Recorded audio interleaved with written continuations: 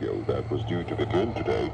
The announcement comes just hours after Saudi state media said King Salman bin Abdul Aziz will undergo treatment for lung inflammation.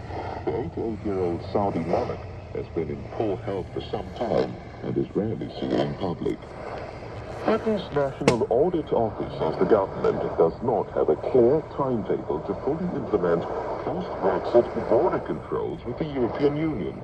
It also said repeated deferrals of the plan have led to uncertainty and extra costs, says Theo Leggett. The introduction of new controls on imports at the UK's borders with the EU has been a difficult process whose completion has been delayed 5 times. The NAO says this has resulted in spending on infrastructure and staff that were ultimately not needed. It warns that the phasing in of some checks on plants and animals has exposed the country to biosecurity risks. It calls for full controls to be implemented as soon as possible, and for government departments and the devolved administrations to work together to make this happen. More than 8,000 hectares of publicly owned forest in Britain is to be allowed to go wild in an effort to promote biodiversity. Loss of wildlife such as butterflies and wild cattle will be reintroduced and native woodland expanded. BBC World News. Thank you for that news. Hello then, welcome to Newsday with Rob Young and Victoria Wahunda. Coming up this half hour, you hear stories from Iran, the Dominican Republic and China. George Ada will have your latest sporting headlines after Manchester City won the Premier League for a record 4th year in a row. And in business, Ranjana will be looking at how the helicopter crash carrying the president of Iran could impact the markets.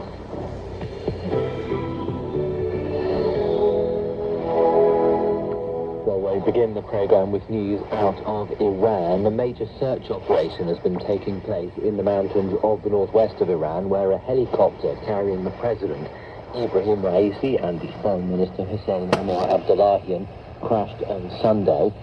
In the past few minutes, Iran's Mir news agency has said that all passengers of the helicopter carrying the president and the foreign minister were martyred, it is said. There's been no official confirmation yet of the death of the president or the foreign minister, but state television did report about an hour ago that rescue teams had located the missing helicopter and had detected no signs of life. TV images showed driving rain and thick fog in the area. It's also been reported that the helicopter had crashed into the peak of the mountain. The Reuters news agency quoted an Iranian official saying that the helicopter had been completely burned.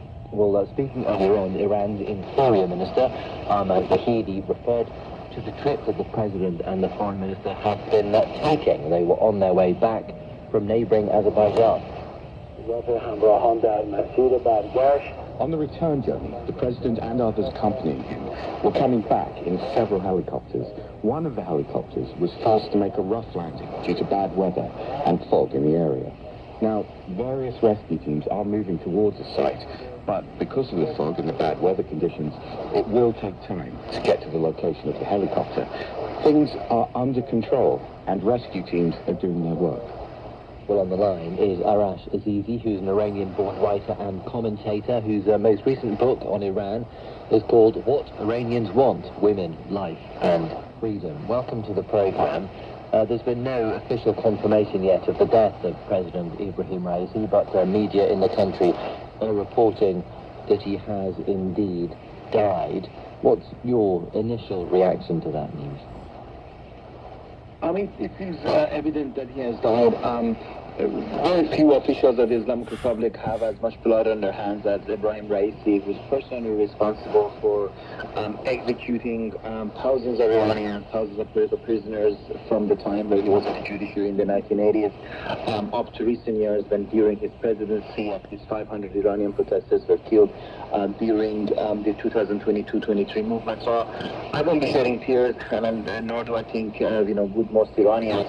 But of course, it's a very politically important moment because I think this is going to affect really the power struggle in Iran. There is going to be a new presidential elections in a few weeks, and how that turns out is going to, even though the presidency is not the most important position of power in Iran, in fact, Raisi was pretty much a a powerless president in many ways. The power rests with Supreme Leader Ayatollah Khamenei. Nevertheless, it does matter who holds that, and different factions of the Islamic Republic have been fighting each other quite sternly in the last few months and the last few years.